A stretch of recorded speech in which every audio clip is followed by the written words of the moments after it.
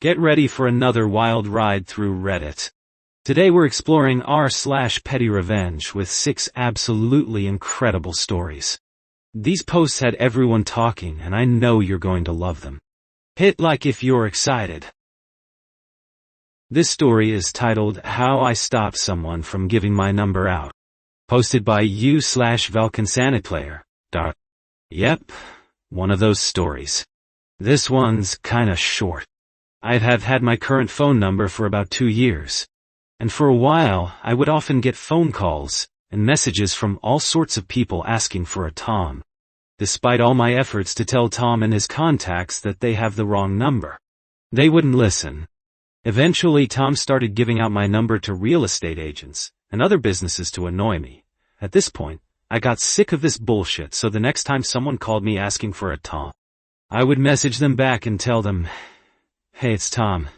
Sorry I can't answer your call. I'm getting my ass fucked at a furry convention. Right now, it took me sending this message twice for me to get several missed phone calls, from who I presume is Tom. Quite upset at me. Then, I never got anyone calling me looking for Tom again." This story is titled Speakerphone Madness, posted by u/Antoine Weiner. This story is equally incredible. I discovered this sub, thought I would share. 2 years ago I was with a coworker, traveling out west. Midday we stopped at Denny's for lunch and the restaurant was empty. Middle of nowhere, Utah. The waitress let us pick our seats, and we sat in a corner, by a window. She took our drink orders, and within a minute a man came into the empty restaurant, took the booth next to us, and started screaming into his phone, which was on speaker. We sat there, getting angrier with every passing second. Listen to this guy argue with his wife about ticket costs on Southwest Airlines, whether his mother needing wheelchair assistance would allow them all to board early, long-term parking costs. His wife has her brother join the call, and they all start screaming at each other in their native dialect. My friend and I are giving this guy glares, and he just glares back and keeps shouting, "Oh, nice." I got up, took the booth on the other side of the man, with his booth now between my coworker and I called my coworker. He immediately understood, put me on speaker, I put him on speaker, and we start shouting at each other. I don't care what time it is, I'm having French toast. I hope they do the thing where they give you the extra milkshake in the metal cup. The waitress comes to our table, immediately understands what is going on. The random guy and his family are all agitated, and we can hear him yelling louder into his phone, one hand over an ear. I am shouting my order through the phone, and my coworker is relaying it to the waitress 6 feet away. She goes along with it. Ask your friend how he takes his eggs. How do you want your eggs? Scrambled. This goes on for 2 solid minutes until the guy stands up, shouts, "You fucking assholes," and storms out. We are laughing, waitress is laughing. Gave her a giant tip, ate in peace. My only real petty revenge. This story is titled, I'm a Grinch, and I'm Not Sorry, posted by u/DoTelevision 2265. Let's jump into another amazing story. A little background. My son Colton, 29, and the mother Anna, 28, of his daughter Crystal, 5, spilled several years ago. And she has a new boyfriend, David, and a newborn baby boy. My husband, 55, and I, 49, try very hard to include them in various family plans. Recently we had all discussed going to a holiday event at the local petting zoo. It was a nighttime event with lights, small sleighs pulled by mini horses, Christmas caroling, and various other entertainment, plus a chuck wagon-style dinner. My husband offered to pay for everyone. A few days before the event he found VIP tickets to the event at a good price, so he bought them. Kids got in for free. We had planned on all arriving in separate vehicles. So my husband arranged for everyone's tickets to be waiting at the gate. The original plan was to go to the event, then my granddaughter would stay with her dad at night, and me during the day, until Christmas. Anna calls me 2 hours before the event, and tells me she discussed things with David's mom. And his mom wanted it to just be family for the event, and we could take our granddaughter from the 26th to the 1st. She went on to tell me they'd further discussed things, and that they didn't want Crystal to get tons of toys. They would only allow clothes, jewelry, and if it was a toy, she wanted American Girl stuff. My granddaughter had asked me for ice skates, a robot dinosaur, and art stuff. She had never mentioned American Girl stuff at all to me, or my husband and son. I was pretty pissed off at this point because money had been spent, plans had been made, and waiting till last minute to change everything just annoys me. After quick discussion with my husband and my son, we decided the three of us would still go to the event. We got there early and told the girl at the ticket booth to please give our other 2 tickets to the next couple with kids to came to the gate, but didn't already have passes. Roughly 30 minutes later, Anna calls me screaming about how there were no tickets for them. She thought we'd just give our tickets to them, David's mom, and her date. I told her, I'll gladly bring Crystal in since she's my family. But y'all said you wanted to be with just your family. She ended up spending twice what we had paid for last-minute general admission, which meant the little rides and food would cost extra. While Crystal tagged along with us and enjoyed all the perks while her mom and the rest ended up leaving early because they didn't want to pay another $20 per person for dinner. As she left, she told me that I'm a Grinch, and I ruined her Christmas gift for her new mother-in-law. I'm not even remotely sorry other than the fact my granddaughter got stuck in the crossfire. This story is titled My Dad's Petty Christmas Revenge, posted by u/pandabotate. This next tale takes us in a completely different direction. This happened many Christmases ago but still makes me laugh whenever I remember it. And when this time of year rolls around. It's technically my dad's petty revenge on his older sister, but he's a technologically challenged older gentleman, and has no idea that Reddit exists, so I am posting this on his behalf. For context, we live in the UK town. So, my dad and his sister get along most of the time, but are ultimately very different people. Her and my uncle are wealthy, whereas my dad often struggles to make ends meet even more, so now that he is physically disabled.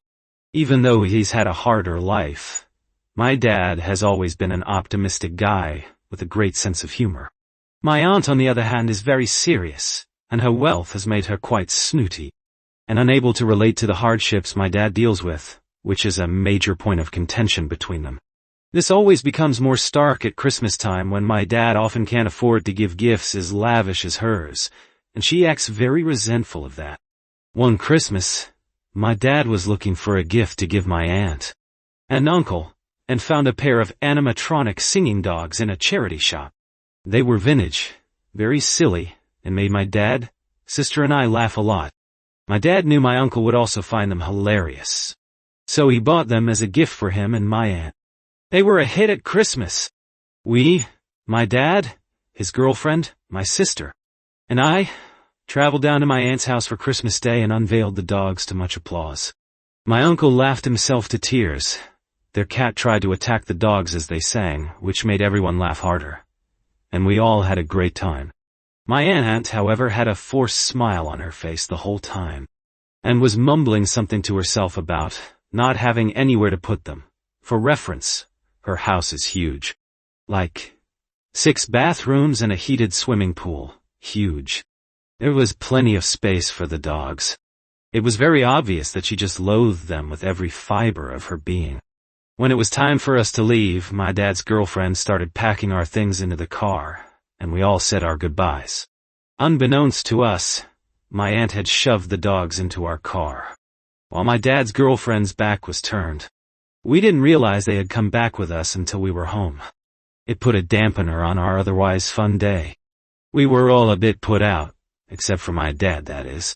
He just laughed and rolled his eyes, clearly used to his sister's behavior. My dad has always been a bit of a jokester, so he began to plan his petty revenge.